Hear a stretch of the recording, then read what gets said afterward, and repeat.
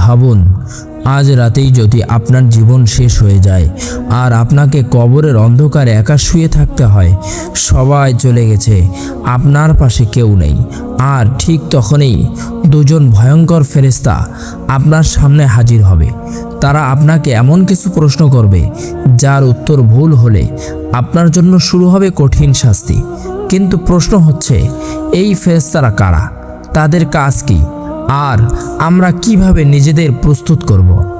আজকের এই ভিডিওতে আমরা জানব মুনকার ও নাকির কারা, তারা কেন আসে এবং কিভাবে আপনি তাদের প্রশ্নের সঠিক উত্তর দিতে পারবেন। শেষ পর্যন্ত থাকুন, কারণ এই ভিডিও আপনার চিন্তাধারা বদলে দিতে পারে। মৃত্যু, এই সত্যটা আমরা সবাই জানি, কিন্তু আমরা এড়িয়ে চলি। আমরা দুনিয়ার জীবনে এত ব্যস্ত যে আমরা ভাবতেই চাই না একদিন সব শেষ হয়ে যাবে।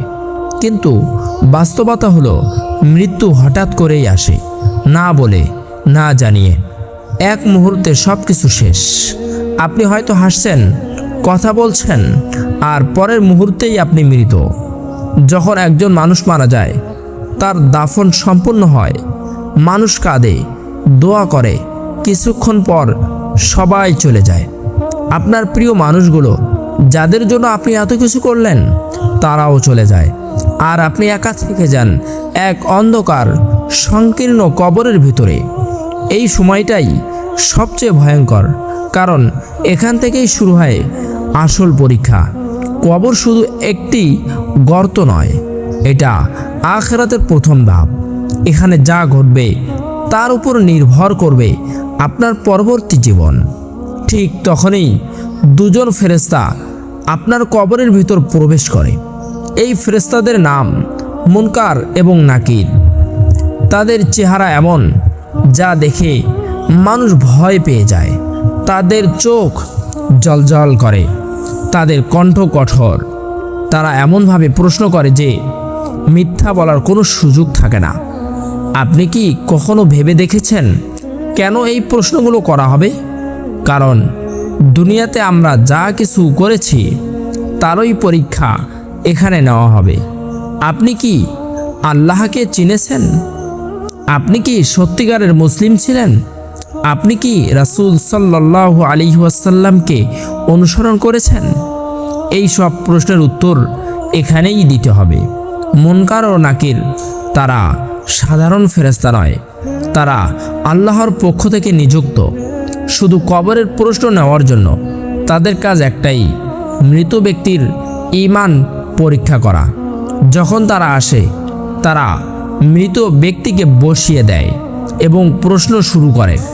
তাদের প্রশ্ন খুব সহজ মনে হতে পারে, কিন্তু আসলে তা নয়। কারণ সেই মুহূর্তে ভয়, অন্ধকার, একাকিত্ব সব কিছু মিলিয়ে এক ভয়ঙ্কর পরিবেশ তৈরি হয়।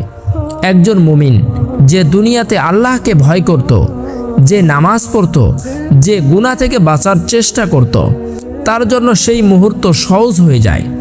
সে আত্মবিশ্বাসের সাথে উত্তর দেয়। কিন্তু একজন গাফেল মানুষ যে শুধু দুনিয়ার পেছনে ছুটেছে, যে আল্লাহকে ভুলে গেছে, তার জন্য সেই মুহূর্ত হয়ে যায় ভয়ঙ্কর। সে উত্তর দিতে পারে না। ভাবুন, আপনি সব কিছু জানেন, কিন্তু সেই মুহূর্তে আপনার জিহ্বা কাজ করছে না, আপনি কিছু বলতে পারছেন না। এটা কতটা ভয়ঙ্কর!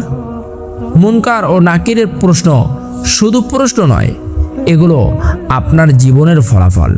আপনি দুনিয়াতে যা করেছেন সেটাই এখন প্রকাশ পাবে। তাই প্রশ্ন হলো, আমরা কি প্রস্তুত?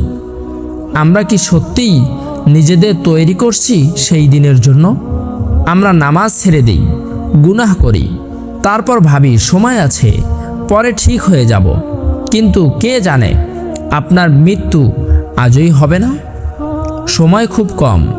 আমরা ভাবি আমরা অনেক দিন বাঁচব, কিন্তু বাস্তবতা হলো আমরা কেউ জানি না আমাদের শেষ সময় কখন। একদিন আপনাকেও সেই কবরের ভেতরে যেতে হবে। আপনাকেও মুনকার ও নাকিরের মুখোমুখি হতে হবে। কেউ আপনাকে সাহায্য করতে পারবে না, না আপনার পরিবার, না আপনার বন্ধু, শুধু আপনার আমল। তখন আপনি বুঝবেন দুনিয়ার জীবন কত ছোট ছিল। যে সময় আপনি নষ্ট করেছেন সেই সময়েই আপনার জন্য সবচেয়ে মূল্যবান ছিল। কিন্তু তখন আর কিছু করার থাকবে না, না তওবা না সংশোধন, সব শেষ। তাই এখনই সময়, এখনই নিজেকে পরিবর্তন করার সময়। নামাজ শুরু করুন নিয়মিত মনোযোগ দিয়ে, কারণ নামাজ আপনাকে আল্লাহর সাথে যুক্ত রাখে। গুনাহ থেকে দূরে থাকুন। ছোট গুনাহ বলে কিছু নেই, প্রতিটি গুনাহ আপনার হৃদয়কে দুর্বল করে। কোরআনের সাথে সম্পর্ক গড়ে তুলুন। প্রতিদিন কিছু সময় দিন, কারণ কোরআন আপনাকে পথ দেখাবে। রাসূল সাল্লাল্লাহু আলাইহি ওয়াসাল্লামের জীবন অনুসরণ করুন। তার সুন্নাহ আপনার জন্য সবচেয়ে সুন্দর পথ। প্রিয় বন্ধু, এই জীবন খুবই সংক্ষিপ্ত। আজ আছেন, কাল নাও থাকতে পারেন। আপনি কি প্রস্তুত মুনকার ও নাকিরের প্রশ্নের জন্য? শেষে একটা কথা, যখন আপনি একা থাকেন একটু ভাবুন, যদি এখনই আপনার মৃত্যু হয়, আপনি কি প্রস্তুত? আল্লাহ তাআলা আমাদের সবাইকে কবরের পরীক্ষা সহজ করে দিন। মুনকার ও নাকিরের প্রশ্নের সঠিক উত্তর দেওয়ার তৌফিক দান করুন। আমিন ইয়া রাব্বাল আলামিন।